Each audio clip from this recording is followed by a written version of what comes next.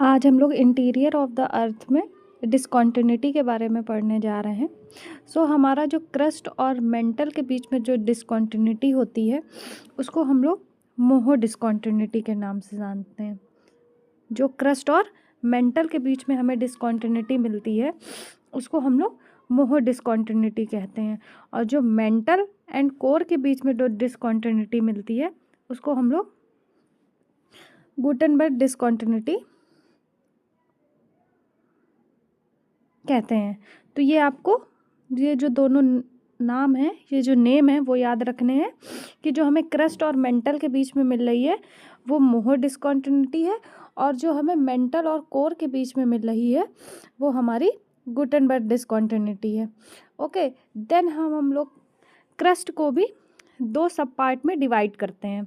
Okay, तो जो ऊपर वाला क्रस्ट होता है उसको हम लोग अपर क्रस्ट और जो लोअर क्रस्ट के में डिवाइड करते हैं। ओके, जो अपर क्रस्ट और लोअर क्रस्ट के बीच में जो डिसकॉन्टिन्यूटी मिलती है उसको हम लोग कोनार्ड डिसकॉन्टिन्यूटी कहते हैं। ओके, उसी तरीके से सेम जैसे क्रस्ट को डिवाइड करते हैं वैसे ही हम लोग मेंटल को भी टू पार्ट्स में डिवाइड करते हैं, upper mantle and lower mental. जो अपर मेंटल और लोअर मेंटल के बीच में जो डिसकॉन्टिन्यूटी मिलती है उसको हम लोग रेपिटेड डिसकॉन्टिन्यूटी कहते हैं। उसी तरीके से हम लोग कोर को भी डिवाइड करते हैं, तो अपर कोर और इनर कोर के बीच में, आउटर कोर या इनर कोर के बीच में हमें लेमैन डिसकॉन्टिन्यूटी मिलती है।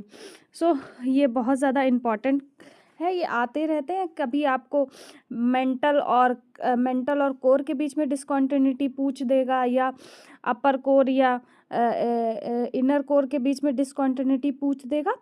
तो ये आपको याद रखना है। एंड ये भी आपको याद रखना है जो क्रस्ट का जो पार्ट होता है वो हमारा लिथोस्फीयर है। फिर देन उसके बाद हमारा एस्थेनोस्फीयर आता है जो कि सेमी सॉलिड स्टेट में है। ओके, फिर हमारा मेसोस्फीयर आता है जो कि मेंटल वाला पार्ट है, और जो हमारा जो कोर वाला पार्ट है उसको हम लोग बेरोस्फीयर बोलते हैं। ओके, तो ये भी आपका ये बेरोस्फीयर वाला क्वेश्चन आप